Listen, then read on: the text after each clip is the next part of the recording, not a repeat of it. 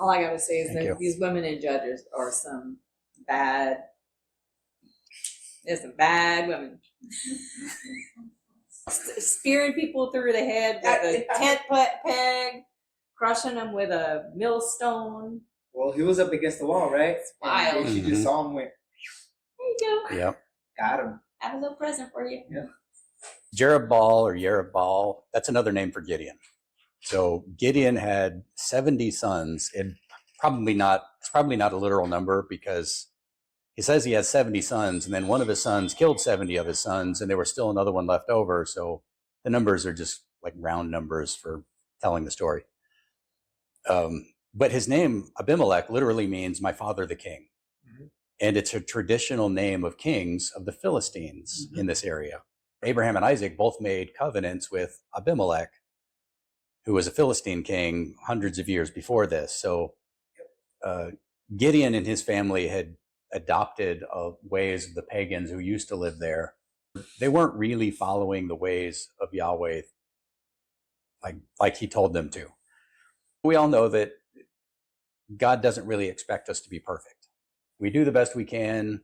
We take what we know, and you trust God and do what you believe or what you understand to be right, and trust that God is going to forgive you for the things that you don't know yet.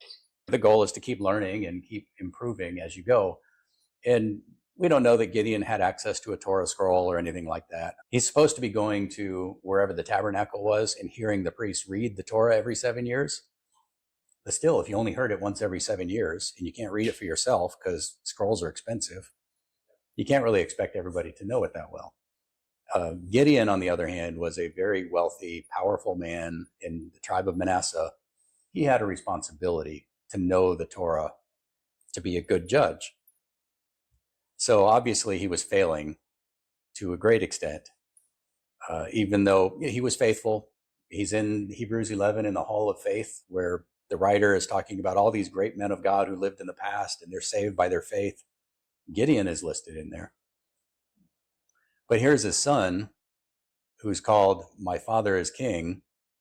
And did Gideon name him that? Did his mother name him? Or is this a name that he adopted for himself later to legitimize his claim to be king?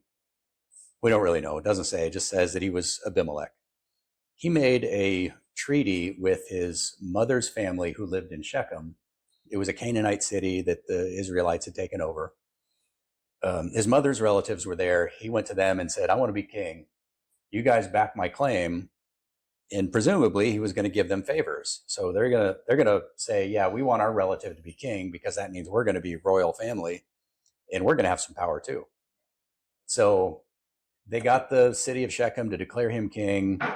And then they said, well, I've got 70 brothers and they're all sons of Gideon. They're all going to want a piece of this. So they gave him 70 pieces of silver. He used that to hire a small army and went and attacked his own family, killed all his own brothers, except for one who escaped. And this brother comes back, Yotam. He comes to the mountain of Gerizim. And this is one of the mountains where when the Hebrews crossed the Jordan River. Is that the blessing one? Yeah, that's the blessing one. Joshua had half of them stand on Gerizim, half on Ebal. And the ones on Gerizim pronounce the blessings, saying, if you obey all of God's commandments, all of these blessings are going to be yours. So Yotam gets up on this mountain and he says, if you all dealt faithfully with my father, Gideon was there to protect Israel and he raised an army. He didn't have to pay anybody for his army. He just sent out the call and tens of thousands of men showed up to fight. So Gideon had a reputation and people trusted him. So he says, if you treated my father's memory faithfully and you dealt well with him, then may this alliance of yours go well. God bless all of it.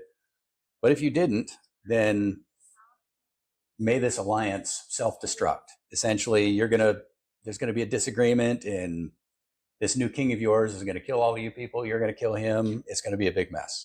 And we all know that they did not treat Gideon's memory faithfully, that they betrayed his family in order to appoint this one son as king and kill all the rest of them. And of course, Yotam knew that too. But Yotam didn't take matters into his own hands. he could have sent out a call to all of Israel, and he probably could have gotten the entire people of Israel to say, no, we don't have any kings, and go and attack. But he didn't do that. He didn't claim power for himself. He wasn't trying to be king himself. He just said, if you guys are honoring God and honoring the memory of Gideon, God bless you. And if not, may God curse you. Oh, and wow. So this is the first time a person tried to claim themselves as king of Israel. God. Yeah.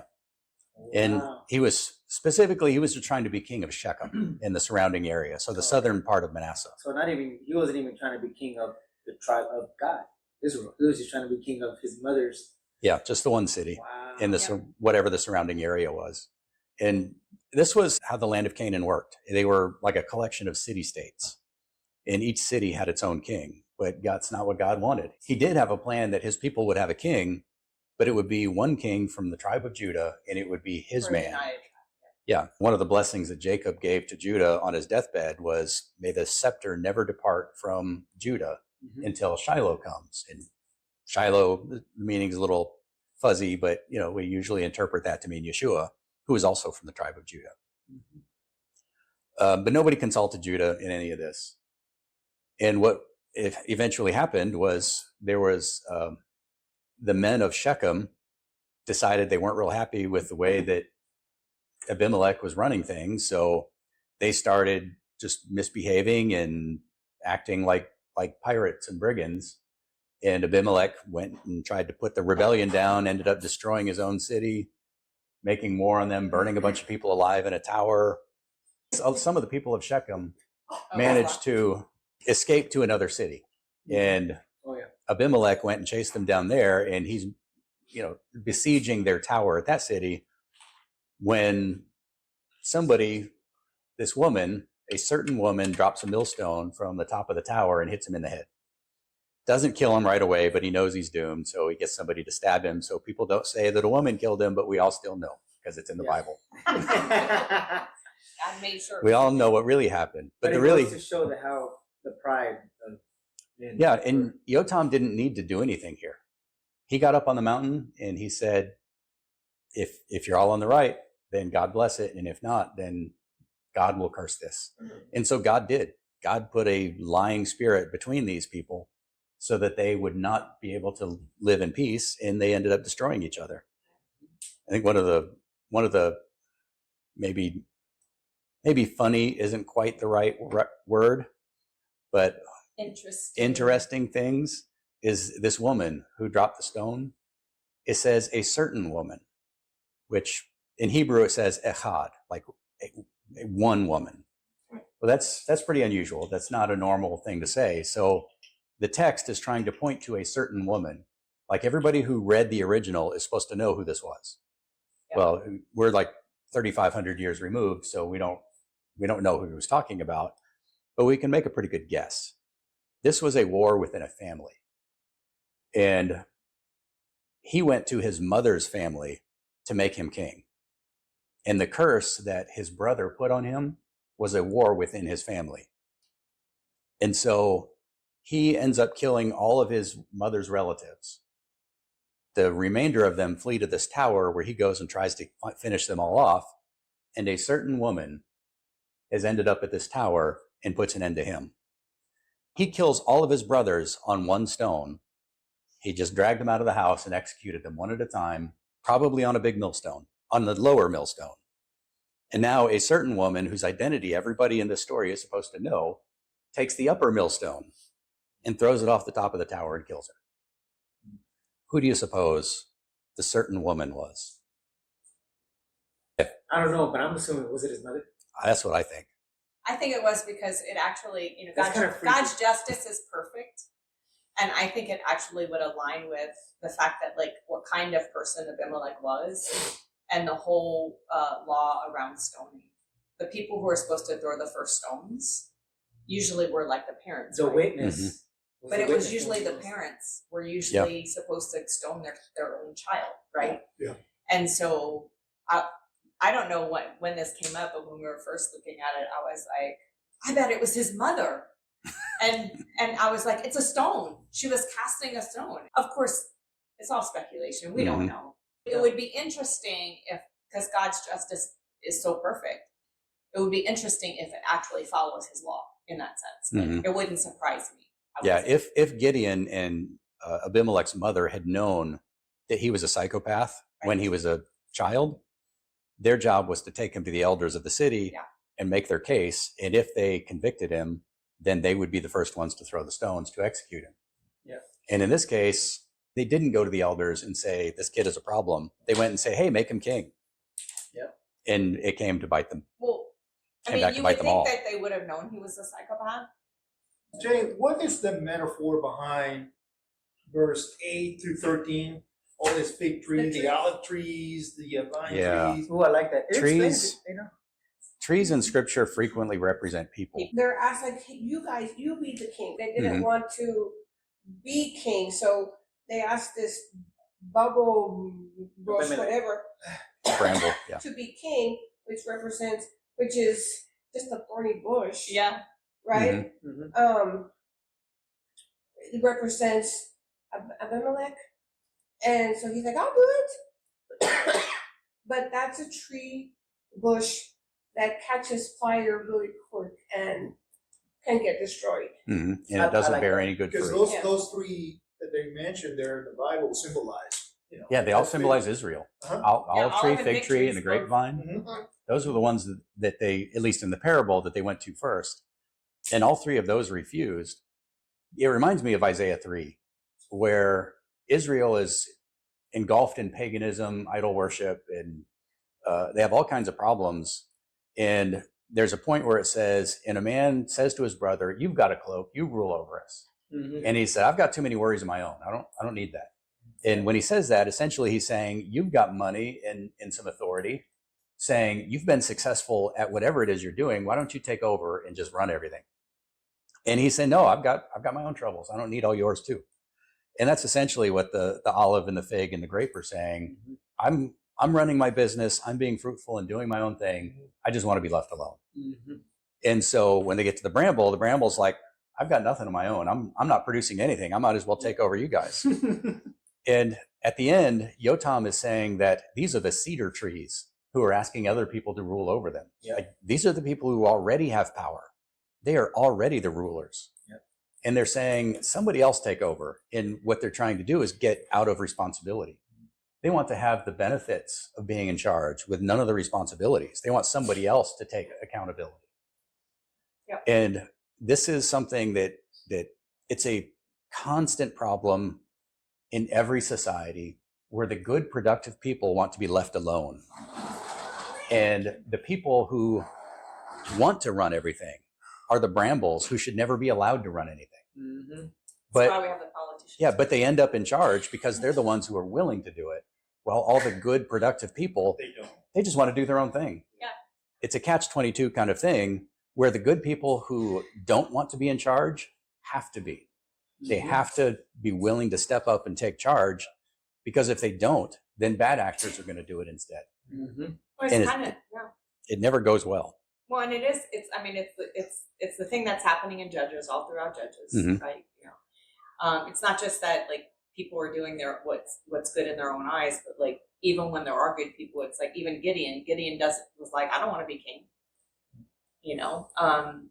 and so there's just a lot of that. But like I think it's even like we see it now, we see it in our culture, we see it like even now as we're like trying to develop this network of home fellowships. Like we're looking for people who are leaders, who are able to who are willing to take responsibility and who have that authority, but are not anxious for it. They're not looking for it. They're not trying to be in charge. They're like, somebody has to lead, because if we don't lead, all the brambles will.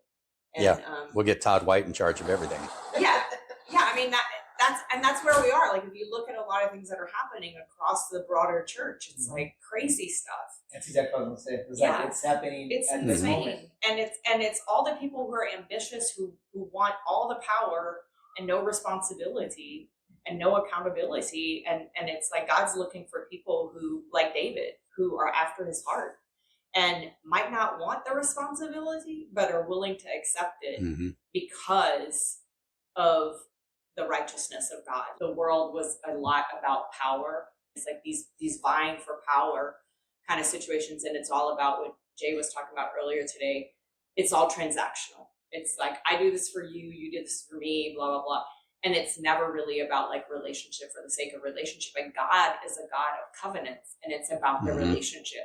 It's not what we can do for God.